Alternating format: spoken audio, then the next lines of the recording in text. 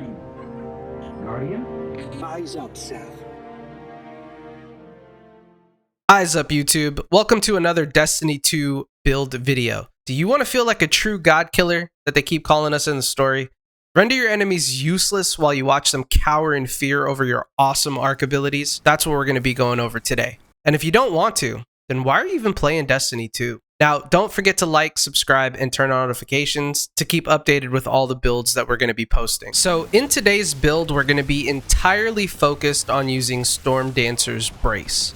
We're going to be putting a lot of our attention into our super, but the main reason that I want to use this build using the Arc subclass versus the Prismatic subclass is because we have a lot of neutral game support because of our two aspects. So the first aspect that we're going to go over today is Ionic Sentry.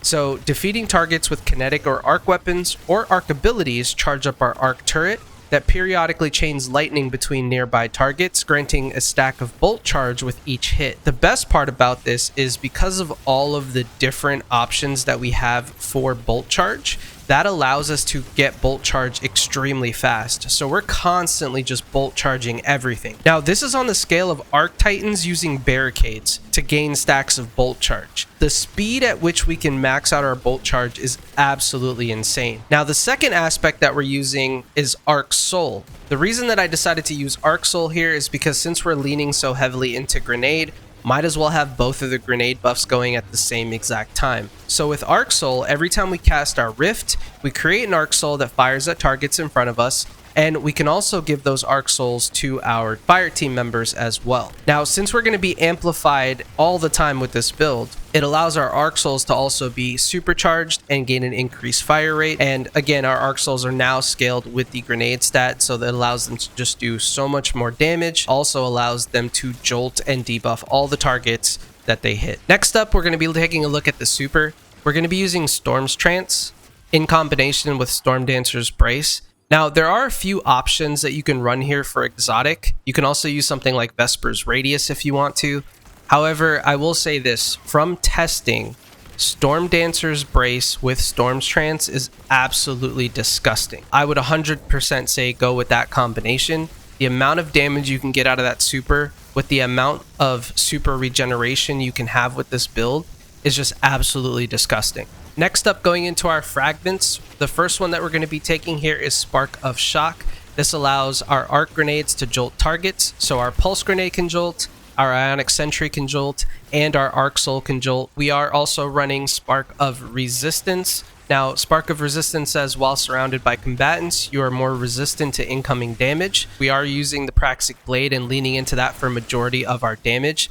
So since we are leaning into that for majority of our damage, we want to make sure that we have that extra resistance when we're up close to targets. As a side note here, you can change this out for Spark of Discharge. However, in testing, we get to max bolt charge so quickly that we really don't need Spark of Discharge. Next up, we are taking Spark of Frequency. The main part of Spark of Frequency that we're going to be using here is while amplified, the effects are increased and you gain increased stacks of bolt charge from all sources. This allows us to max out that bolt charge very quickly. And then lastly, we're taking Spark of Ions. So defeating jolted targets or defeating a target with bolt charge creates Ionic Traces, which allows us to feed back into our abilities. Now, going into our weapons for this build, the star of the show is the new Prismatic Blade. There are a few key features that you're going to need for the Prismatic Blade, and I'll tell you exactly how to get them. One of the main things that we're going to need here is Impact Core. You do have the opportunity to use this with Refraction Core though, so if you want to use it with Refraction Core, you can definitely do so. But Impact Core works a lot better because we're being very, very aggressive with our lightsaber. And the main thing here, since we have an Arc Super, every time we hit something with our lightsaber, we gain bolt charge. So this just allows us to feed more into that bolt charge generation, which packs a ton of damage once we get to max stacks. The other thing that we're feeding into here is Hyperblade. It makes it so that when we're reflecting shots, we become amplified. The other cool thing about Hyperblade is when we do reflect, we do get that additional lunge distance, which kind of acts like Eager Edge. So it's really cool to reflect, and if you're in a pinch, you can kind of just swing out, or it allows you to reflect and close the gap on your target, so that way you can go right back into attacking them with the Prismatic Blade. Now, the other thing that I would suggest here is to go with balanced form over defensive form. because rapid final blows grant ammo to this weapon, and we want to make sure that we're never out of ammo with this weapon. It also increases damage against rank and file combatants, so we can do more damage to red bars. Now, for those of you that don't have the Hyperblade Catalyst, it's actually really simple to get. When you load into the new exotic mission, right before you drop down to the Ascendant Plane, what you need to do is kill the 4 darkness triggers to start the timer. Once the timer starts, you drop down, you do the mission as normal. When you get to the first encounter where you're supposed to balance the scales, you want to overload each orb individually, so that way you get a imbalanced ogre or an imbalanced cabal to spawn. You kill them, and it's going to create blights over each of the 4 pillars. Once you've done that 4 times, you use your lightsaber to kill each one of those blights. Then you're going to have a big ogre enemy that spawns. You kill the ogre enemy. Once you kill the ogre enemy, you complete the encounter as normal, and you go ahead and complete the exotic mission as normal. Once you do that at the end of the exotic mission, you're going to get the Hyperblade Catalyst. So for those of you who don't have it yet, that's the easiest explanation I can give. If you do want to watch a video on it, there's plenty of creators who have already made videos on how to get the Hyperblade Catalyst, so I highly suggest going and watching one of those. Now, your other weapons don't really matter too much. I'm just going to be completely honest. I never used my Mida mini tool, and I never used my sword except for to eager edge around. However, your secondary weapon, you could run another special weapon. I highly suggest the new rocket pulse rifle, because this thing hits like a truck. This is definitely another good option. And since you're never running out of special ammo, you can definitely run double special with this and be perfectly fine. Another option is running Uncivil Discourse. This is a fantastic hand cannon. It is also arc, so it does lean into the build a little bit more, and it hits like a truck. And if you were lucky enough to get a curated roll with Accelerated Assault, it's going to hit even harder. Now, going into the stat distribution for this build, it's really simple. The main 2 stats that we want to focus on is our super stat as well as our grenade stat.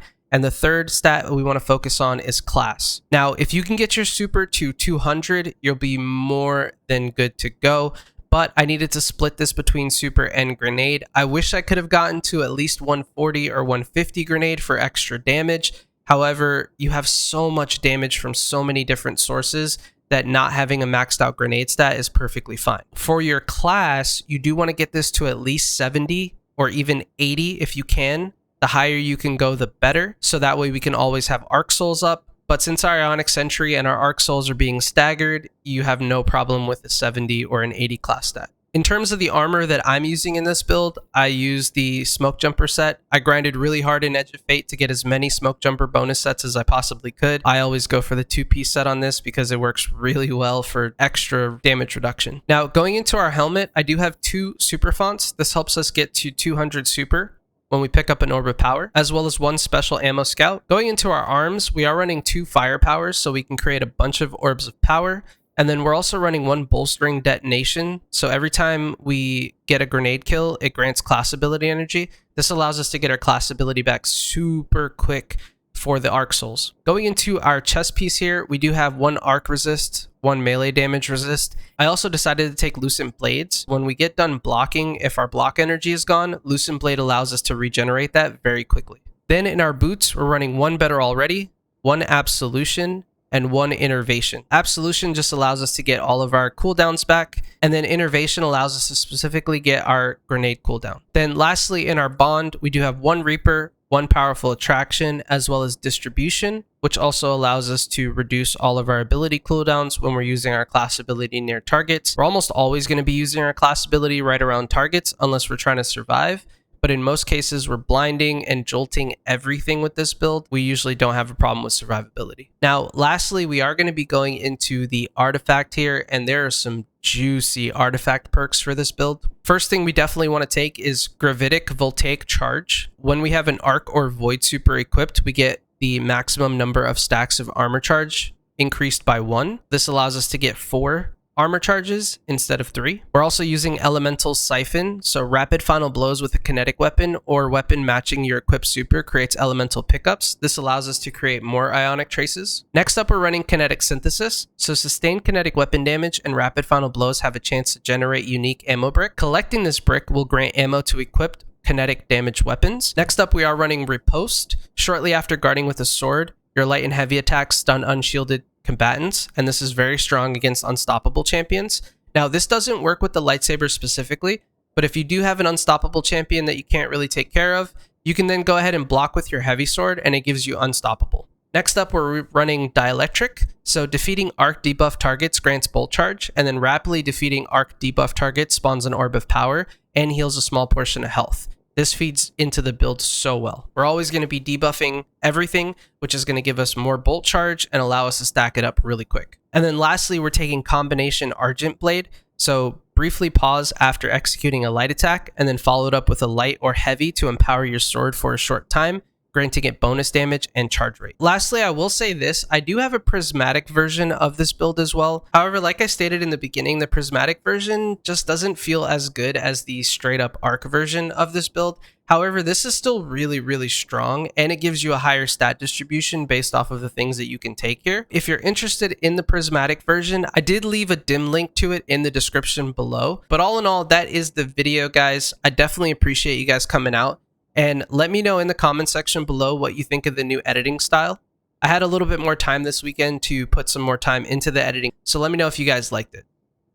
Also, don't forget to like, comment, and subscribe, and I'll see you guys in the next one. Goodbye!